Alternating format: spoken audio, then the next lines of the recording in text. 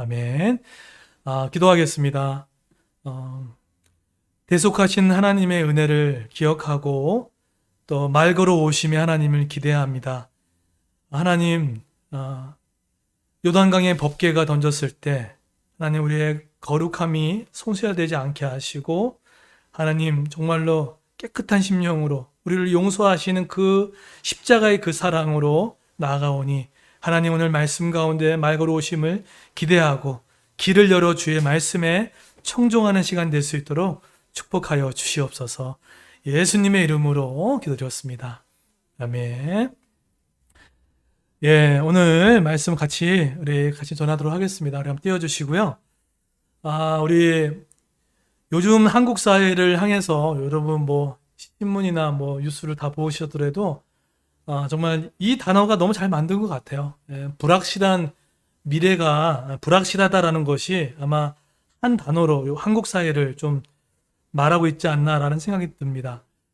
불확실하다는 것은 그런 단적으로 여러분 주식 열풍도 많이 일어나기도 하고 여러분도 계속 신문 지상에 이 비트코인 열풍도 많이 일어나고 있습니다.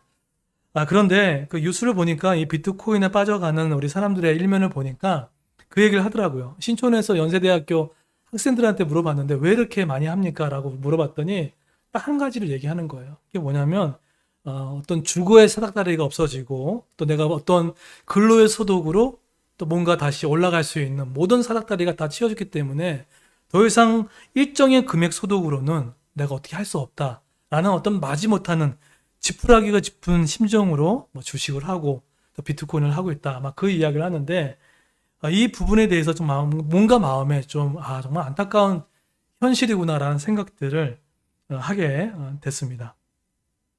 이렇듯 우리가 생각하는 것들과 현실과 또 우리가 기대하는 것들이 이 갭 차이가 많이 일어나죠. 어쩌면 우리가 기대하는 것들은 많이 있지만 현실에 쫓아오지 않을 때 우리는 나름대로 설교 제목처럼 초라함의 시간을 겪게 됩니다. 뭔가 노력을 하는데도 여전히 제자리고 뭔가 열심히 뛰어도 뭔가 주목받지 못하는 시간을 겪게 되죠. 그것이 우리의 광야일 수도 있고 우리의 초라함의 시간일 수도 있다는 것입니다. 그런데 이러한 현실의 갭 차이가 이뿐만 아니죠. 우리가 이제 아이를 낳기 전에는요, 꿈의 육아가 있었잖아요. 그렇죠? 아이를 낳으면은 아주 우아하게 8시에 재우고 저녁에 남편과 함께 차 한잔 마실 수 있는 여유의 시간. 근데 현실적으로 되던가요? 안 되죠. 또 아이를 키워보십시오. 키다 보면은 이제 아이가 또 나중에 있다 보면은 뭔가 아이를 등원시켜 놓고 조금 더 시간을 보낼 수 있다고 생각하지만 그 시간도 잠깐이고 또 모유도 수유도 해야 되고 이 시간들 여러 가지 이런 갭 차이들을 느낄 때 현실의 육아와 꿈의 육아가 다르구나라는 생각들을 겪게 됩니다. 그러면서 앞으로도 어떻게 끌고 갈 수 있을까? 결국 이런 모든 것들이 우리 현실 가운데 놓여 있어요. 그렇다 그러면은 여러분 삶에 불확실한 게 많잖아요. 그죠? 여러분 혹시 미래가 확실하다고 결정 낼 수 있습니까? 결정 낼 수 없잖아요. 그러면 뭔가 그럼 확실한 게 뭐냐라는 질문을 아마 해야 봐야 할 필요성이 있지 않을까라는 생각입니다. 만약에 불확실한 것이 아니라 확실한 것이 있다 그러면 어떨까요? 오늘 여호수아의 말씀이 오늘 그 확실한 대안을 이야기를 해주고 있습니다. 오늘 띄워주십시오. 오늘 제가 이제 요한복음 21장까지 이제 강해가 마치고 나서 뭘 할까 기도하는 가운데 하나님께서 이 여호수아의 말씀을 계속해서 이렇게 마음을 주시더라고요. 이게 온라인 특별 삼겹줄 기도회를 통해서 제가 사실은 좀 세컨 회심을 또 한 것 같아요. 2주 동안 말씀을 통해서 복음의 귀환을 더 한 것 같아요. 사람은 놔두면 그대로 종교로 가거든요. 그대로 율법으로 가는데 이 여호수아 말씀을 통해서 제가 복음의 은혜의 복음으로 귀환을 했어요. 그래서 이 복음을 다시 한번 누리고 다시 한번 같이 공유했으면 좋겠다는 마음이 들어서 여호수아로 왔습니다. 그런데 그 마음 가운데 이 여호수아의 말씀이 왜 제 마음을 더 많이 이렇게 강하게 붙잡고 우리 교회 가운데 적실한 말씀이 되냐면 지금의 이 시대를 해석할 수 있고 이 시대를 좀 답을 줄 수 있는 귀한 말씀이더라고요. 왜냐하면 보세요. 이제 여호수아 1장부터 4장까지를 보기 전에 그들의 닥친 현실을 한번 보여드릴게요. 그들의 닥치는 현실은 뭐였냐면 이스라엘 백성들이 가나안 땅을 향한 약속 하나만 받았습니다. 가나안에 입성도 하지 않은 상태였고 그냥 가나안을 땅을 가겠다. 요 정도의 약속이에요. 예. 그리고 또 한 가지는 뭐죠? 수백만 명이 이제는 이동을 해야 한단 말이에요. 지금 그렇게 움직이고 있어요. 그리고 사역의 전문가라고 할 수 있는 사람 누구였습니까? 모세가 죽었어요. 근데 모세의 죽음이 예고된 죽음이 아니었죠. 갑작스러운 죽음이었습니다. 사실은 여호수아를 준비시켰다고 할 수도 있다지만은 어떻게 보면 예고 없는 죽음이었던 거예요. 그러니까 지금 현실을 보게 되면 그리고 거기에 전문 사역자인 모세가 죽고 그 다음에 아직 경험치가 부족한 물론 모세를 쫓아서 했겠지만 아직은 그 수백만 명을 이끌 수 있는 능력이 부족한 여호수아가 세워지고 그리고 그들의 머릿속에 가나안은 상당히 더 높은 나라였고 뭐 의식과 문화가 높은 나라인데 이런 복잡한 가보지 않는 불확실한 그런 모습이 있었던 것이 당시의 이스라엘 백성들의 모습이었다는 거예요. 그러니까 지금 뭐 우리가 똑같아요, 사실은요. 뭐 지금 부동산 정책이든 주식의 정책이든 비트코인의 정책이든 지금 여러 가지 정책들 가운데 확실한 게 없잖아요. 뭐 내년까지라도요. 그거 다르지 않습니다. 그런데 우리가 정리해서 여호수아 1장부터 4장까지 이 불확실한 이스라엘 백성들을 향해서 하나님께서 어떤 명확한 해법을 갖고 지나가냐면요. 1장부터 4장까지를 이렇게 하나님이 하신 일들을 종합해 보면은 하나님이 가장 먼저 누구를 부르십니까? 여호수아를 부르시는 거예요. 강권적으로 여호수아를 부르셔서 어떡합니까? 홍해를 건너는 사건들을 하게 하시고 그 다음에 건널 수 없는 강, 그것도 어떤 강이었습니까? 우기가 창궐했던 요단강을 건너게 하시죠. 그게 1장부터 4장까지 흘러가는 내용입니다. 그러고 나서 그 바쁘고 어렵고 정신없을 때 어떻게 합니까? 요단강을 건너고 나서 돌을 12돌을 치해가지고 어떻게 합니까? 길갈에 기념비를 세워서 다음 세대를 준비시키라고. 이것이 여호수아 1장부터 4장까지 하나님께서 불확실하게 앞으로 걸어가는 이스라엘 백성들에게 지금 하신 하나님의 패턴이에요.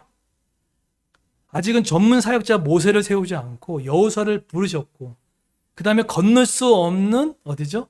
건널 수 없는 요단강을 건너게 하시고 그리고 그것도 전혀 상상이 안 되는 번개를 들이밀어가지고 마르게 만들고 이거는 전혀 세상과 다른 방법으로 하나님이 이끄시고 있다는 거예요. 자, 그런데 제가 오늘 읽었던 그 여호수아가 당체 이해가 안 되는 이 내용이 오늘 5장이에요. 여러분 이렇게 이제 가나안의 땅 약속 하나 붙잡고 걸어가는 우리의 현실 같은 인생 가운데 오늘 5장은 사실 좀 이해가 안 되는 거예요. 여러분 5장은 당체 왜 이해가 안 되냐면 딱 한 단어가 이해가 안 돼요. 무슨 이해가 안 되냐면요. 바로 할례의 문제입니다. 여러분 아까 읽진 않았지만 혹시 뭐 제가 본문을 준비하지 못했는데 1절과 2절을 읽다 보면은 1절과 2절을 보게 되면 이스라엘 백성들에서 1, 2절을 읽다 보면은 이거는 지금 어느 정도 분위기냐면 좀 잔치 분위기입니다. 어떻게 마른 땅을 건너? 어떻게 한 명도 죽지 않고 그 강을 건너? 거의 잔치 분위기예요. 승리 분위기란 말이에요. 그런데 이 분위기 가운데 이성으로 납득이 안 되는 문제를 납득이 안 되는 것을 명령합니다. 그게 뭡니까? 할례를 행하라는 거예요. 참 하나님 좀 이상하세요. 여러분 그 여호수아 읽다 보면은요. 항상 하나님이 전진하다가 꼭 이상하게 브레이크를 거세요. 마치 번개를 던지는 것처럼. 그 다음에 요단강에 번개를 던지고 그런 것처럼 요단강 건너게 하시고 또 길갈 기념비를 세우라고 하고 우리가 생각했다면 막 그냥 속도를 내가지고 걸 것 같은데 하나님은 계속해서 브레이크 타임을 거십니다. 오늘 5장도 하나님의 브레이크 타임이에요. 뭐죠? 할례 문제예요. 자, 한번 띄워주세요. 이 할례가 여러분 잘 아실 겁니다. 할례가 무엇입니까? 잘 아시죠? 할례는 히브리어로 물라라는 단어를 사용합니다. 그러니까 말 그대로 자르다는 거예요. 그런데 이 말씀이 근데 이 할례는 구약에서 중요한 의식이죠. 근데 이 할례가 언제부터 시작됐습니까? 아브라함부터 시작이 된 거예요. 그래서 당시에 이 할례는요, 이스라엘 백성들이 할례를 받지 않으면 예배당에 올 수 있을 수가 없었습니까? 못 왔습니다. 제사 의식에 참여할 수가 없었단 말이에요. 그게 할례입니다. 그러면 이런 질문을 하죠. 당시 애굽도 있고 모압도 있고 또 암몬도 있었고 에돔도 있었는데 그들은 할례를 행했을까 안 했을까요? 네, 할례를 행했을까 안 했을까요? 그들도 할례가 있었어요. 그러면 여쭤볼게요. 그들이 하고 있는 할례와 지금 여호수아에게 명령하셨던 할례의 차이는 뭘까요? 어떤 차이가 있었을까요? 다 아시죠? 네. 하나님이 여호수아에게 명했던 할례와 이스라엘 백성이 했던 할례와 당시 애굽의 할례와 이방 민족의 할례가 달랐어요. 같이 남자의 생식기에 표피를 잘라내는 할례는 거의 비슷했지만 내용이 달랐습니다. 왜 뭐가 달랐냐면 여러분 잘 알다시피 이스라엘 백성의 할례는 결국은 언약의 증표죠. 내가 아버지 되어줄게. 너 내 자녀 되라. 보호하시겠다는 거예요. 언약을 맺은 거예요. 그게 구약 이스라엘 백성들의 할례의 증표입니다. 그런데 애굽에서의 할례는 뭘까요? 애굽에서 할례는 제사장이 됐을 때, 애굽에도 제사장들이 있었거든요. 종교 제사자들이 있었단 말이에요. 그때 할례를 행하게 했습니다. 그런 부분들이 있었고요. 그런데 소위 말하는 이방인들의 할례는 우리와 같이 하나님의 언약의 할례가 아니라 남근 숭배 사상이 있었습니다. 그러니까 그 성기에 대한 부분들이 있어서 남근 숭배 사상들이 있었어요. 그러니까 그걸 되게 신성화했단 말이에요. 그런 식의 모습을 이걸 함으로 인하여서 우상을 만들어 놓고 하는, 물론 위생학적인 부분도 있었어요. 물론 이스라엘 안에서도 위생학적으로 표피를 제거해가지고 위생학적인 부분도 있지만 구약적 할례는 그런 의미보다 하나님과의 언약적, 난 너의 하나님 되고 넌 내 백성들아, 이것이 더 의미가 컸던 거죠. 그래서 신명기에 보시고 또 레위기에 보게 되면 할례의 종류가 많았습니다. 마음의 할례도 있었고요, 기의 할례도 있었고 입술의 할례도 있었어요. 그러니까 뭘 잘라냈다는 뜻이 아니에요. 그러니까 지금 보세요. 승기를 잡았어요. 승기를 잡았는데 그때 당최 이해 안 되는 게 바로 이런 거라는 거예요. 지금 이제 진군하기도 바쁘잖아요. 그죠? 진군하기도 바쁘고, 그리고 지금 한 번에 역사적으로 한 번에 실수가 있었어요. 언제입니까? 할례를 행했다가 언제죠? 갑자기 몰살당한 일이 있었잖아요. 세겜이 와가지고 할례를 행했다가 무방무이 상했다가 당한 적이 있었단 말이에요. 그러니까 그들에게는 추억이 있었어요. 이렇게 하게 되면 안 되는데. 네. 그렇기 때문에 이 할례는 사실은 지도력으로 본다 그러면 정말 엉망인 거예요. 지금 앞에 가나안의 민족들이 언제 쳐들어올지도 모르고, 그리고 빨리 진군을 하는 게 맞는 거고, 이왕이면 빨리 가는 게 맞는데 거기에 어떻게 합니까? 할례를 행해라고 했던 것입니다. 네. 자, 그런데 우리 지휘관으로 본다 그러면 여호수아는 빵점입니까, 빵점 아닙니까? 빵점이에요. 근데 만약에 이성이 발달됐으면 이렇게 얘기했을 거예요. 하나님 이거 하면 안 되잖아요. 지금 급하잖아요, 지금. 그리고 지금 남이 우리 세겜에도 한번 당한 적이 있는데 그러다가 위협되면 어떡합니까? 그런 부분이 하는 거예요. 그게 바로 할례예요. 그래서 어떻게 보면은 5장에 좀 머리가 돌아가고 현실적인 사람들한테는 이것이 당최 지도력에서는 거의 빵점짜리입니다. 그런데 이 할례를 왜 하나님께서 행하시게 했냐는 거예요. 근데 이것은 이 구약의 빛을 신약에서 풀어야 돼요. 신약에서 풀어야 됩니다. 자, 이 구약의 할례를 왜 신약에서 푸냐면 로마서에서 이 할례 문제를 건드십니다. 네, 로마서에서 이 할례를 어떤 할례로 부르죠? 어떤 할례로 부릅니까? 바로 할례는 어디다 행하라고 하죠? 남자의 생식기 표피를 장거했던 그 할례를 로마서 2장에서 어디다 하라고 합니까? 너희가 마음에 할지라라고 표현해요. 마음에 할지라. 그러니까 지금 구약의 할례를 지금 신약의 빛으로 봤을 때 이 할례를 지금 마음의 할례로 바꿔버렸어요. 육체의 할례를 마음처럼 바꿨단 말이에요. 근데 거기에 다음 구절 띄워주십시오. 그런데 골로새 2장 11절에서 조금 더 자세하게 설명을 합니다. 이 할례를. 자, 한번 읽어볼까요? 한번 읽겠습니다. 근데 이 할례를 이렇게 표현합니다. 한번 읽어볼게요. 시작.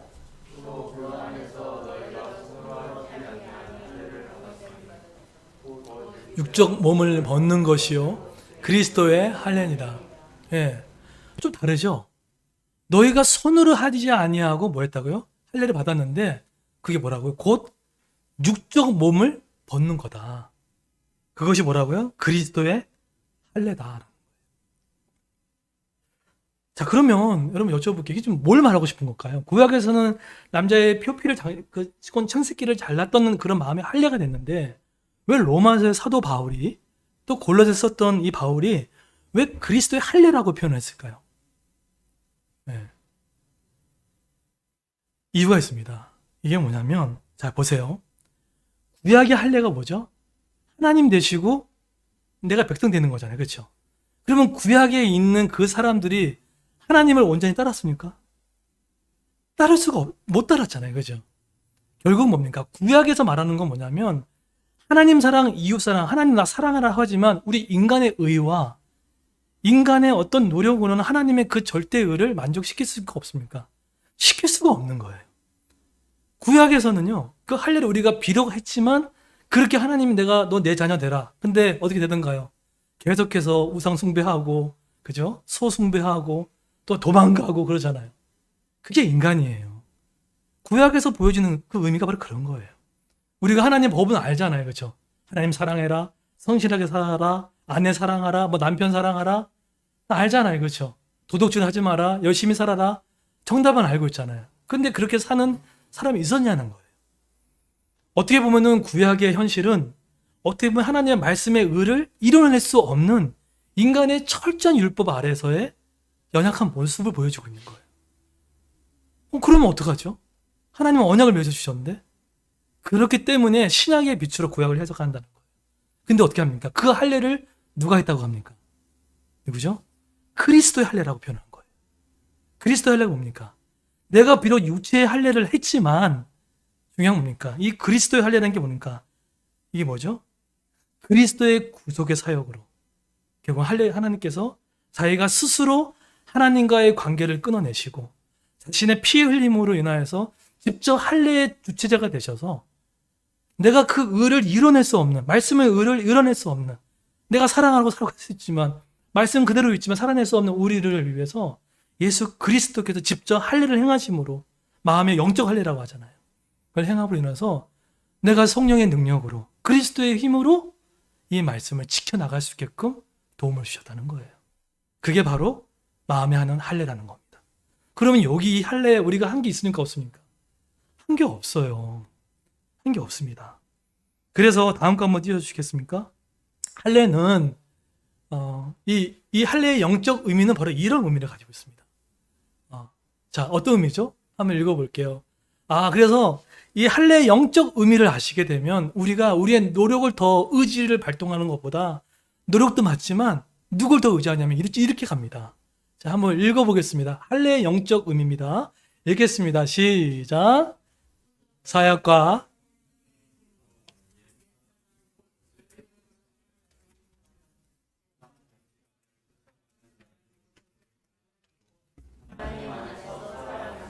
네. 영적 할례의 영적 그러니까 그 할례의 영적 의미가 그 할례의 구속의 사역과 성령 힘입어 잘라내야 되잖아요. 그죠? 원래는 정말로 어떤 의미냐면 이겁니다. 옛사람, 내 자아를 하나님 믿었으니까 잘라내라는 거예요. 컷 오프예요. 잘라내라는 거예요. 그런데 그 언약을 하나님 베풀어 주셨지만 우리는 그 언약을 지켜낼 수 힘이 없었던 거예요. 근데 그리스도께서 직접 그 할례를 행하심으로 말미암아 십자가의 할례로 말미암아 우리를 대속해 주심으로 말미암아 그 구속 사역과 성령 힘입어 이제는 그 옛사람을 몰아낼 수 있고 세상의 가치관을 쫓아가는 나의 모습을 잘라내고 하나님 뜻대로 살고 싶어하는 그런 마음이 생겨난다는 거예요. 그래서 저는 신앙생활이라는 것은요 짧은 신앙생활을 했지만 이런 생각이 들어요. 은혜로 시작됐잖아요. 그렇잖아요.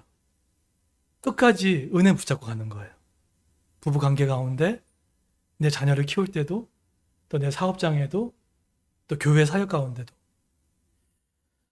그런데 이렇게 예수 그리스도의 구속의 사역과 성령의 힘입어도 우리가 또 계속해서 우리의 마음이 불뚝불뚝 이제 올라올 때가 있죠. 예. 이제 그 생활들이 계속하게 됩니다. 저도요, 이상하게 저는 좀 그런 것 같아요. 이렇게 1년에 2차례 정도 있는 뭐 이렇게 전도 집회 같은 거 있잖아요. 또 오늘 같은 날 이렇게 있으면 이렇게 이제 알고는 있어요. 구속 사역을 힘입어 성령을 힘입어 옛사람을 찾아 이제 따라가야겠다.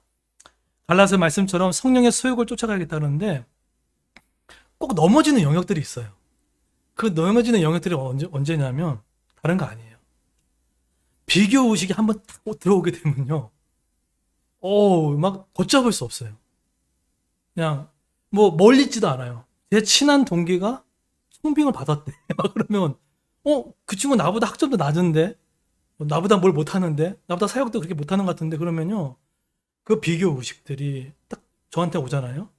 제가 구속 사역을 입어도 성령 힘 입어도 비교 의식이 확 들어오잖아요. 그러면 그 비교 의식 때문에 제 안에 뭐가 막 침투해 들어오냐면 시기하는 마음, 질투하는 마음, 그리고 열등감. 왜 나는 왜 안 되지? 막 이런 마음이 막 올라와요. 막. 그래서 제가 이번에 이 마음을 사실은 좀 몰아냈어요. 처음에는 어떻게 몰아냈냐면 여러분은 없겠지만 저는 좀 그렇게 있어요. 비교 의식이 한번 오게 되면 거의 막 독사에 물린 기분이에요. 그렇게 딱 오게 되면 이거를 제가 첫 번째 쿨한 척 했어요. 나 괜찮아. 나 의로운 거 붙들고 있어. 막 그런 식으로 이렇게 쿨하게 그렇게 하고요. 또 한 가지 저는 그런 막 비교식이 막 돌게 되면은 오히려 욕을 해버렸어요. 큰 교회에 어떤 문제 있을걸? 저렇게 되지 않았을걸? 나는 괜찮지 않아? 이런 식으로 오히려 우월의식을 또 그렇게 갖게 해야 되고 막 그런 마음들. 그런데 제가 어제 그제 이거 더 이상 이거 해결하지 않으면 이거 안 되겠다는 마음이 제가 이렇게 왔습니다. 왜냐하면 제 마음 가운데 하나님을 성령의 영적인 할례를 받아도 왜 제 마음 가운데 그런 일들이 딱 탁 터져 나오면 왜 이렇게 걷잡을 수 없을까? 남의 사업장도 잘 되는 거 솔직히 쉽지 않잖아요. 그죠? 이게 나올까? 라고 했을 때 제 마음 가운데 제 마음을 봤어요. 제 마음을 봤더니 제 마음 가운데 뭐에 집착하는 그것을 보게 된 거예요. 그게 뭘까요? 저의 우상을 보게 된 거죠. 우상이 뭐였을까요? 왜 제가 다른 친구 목사님이 저보다 후배 목사님이 좋은 교회에 청빈마다 가고 숫자가 큰 교회 청빈마다 갔을 때 왜 저는 박수를 쳐주지 못하고 왜 그것에 대해서 저 사람은 저것 때문일 거야. 누가 밀어줬을 거야. 왜 이런 마음이 놓이냐는 거예요. 제 마음 가운데 이게 뭐가 있었습니까? 제 마음 가운데 제가 그것을 어둠으로 인하여서 나의 존재감이 저에겐 필요했던 거예요. 그것을 뭐라고 합니까? 그게 우상이에요. 그럼 내가 어떻게 우상하고 있냐? 3가지 니트머치 시험지가 있습니다. 첫 번째는 뭐냐면 데일리 드림이에요. 매일 내가 생각하는 그것이 여러분 우상의 가능성이 있습니다. 또 한 가지 나이트메어예요. 악몽입니다. 계속해서 내가 두렵게 생각하는 거. 내가 그것이 없어지면 나에게 너무나 힘들어지는 거. 그런 것들.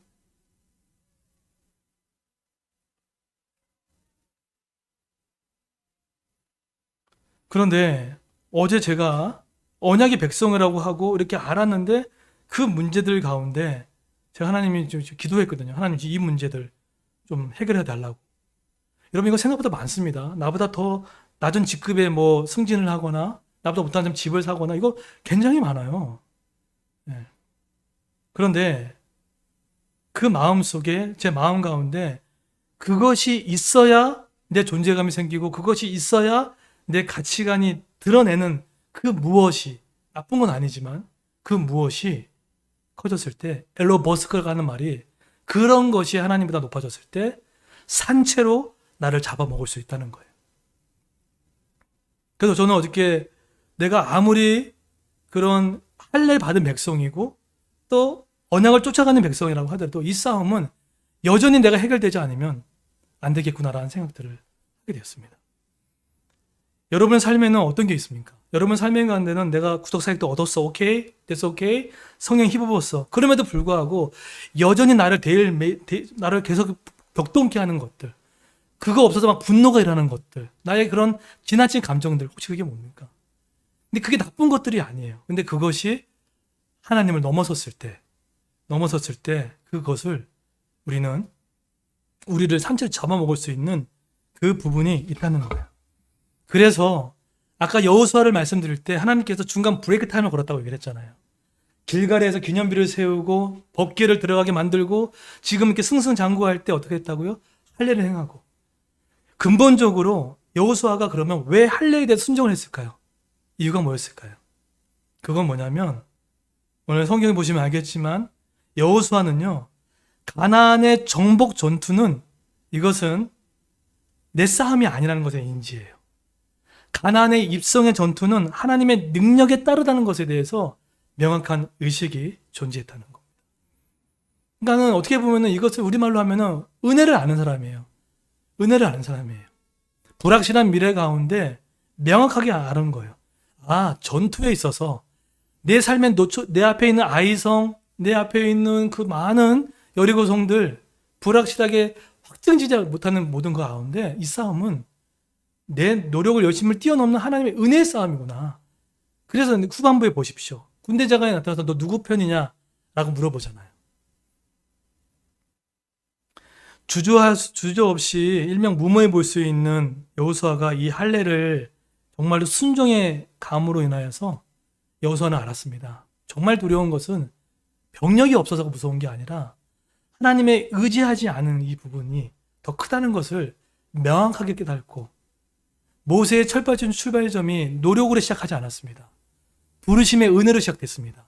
그러니까 전투 가운데도 계속해서 그 부르심이 하나님과의 관계 속에 달려있다는 것을 명확하게 깨닫고 있었던 것입니다. 여러분 삶 가운데 저는 이 은혜의 부르심을 계속해서 유지하기 위해서 계속 그 은혜의 그 자리에 나갔으면 좋겠어요. 그것이 여러분의 삶의 새벽의 자리일 수도 있고 금요 기도의 자리일 수도 있고, 기도한다는 것은 내가 억지로 가는 게 아닙니다.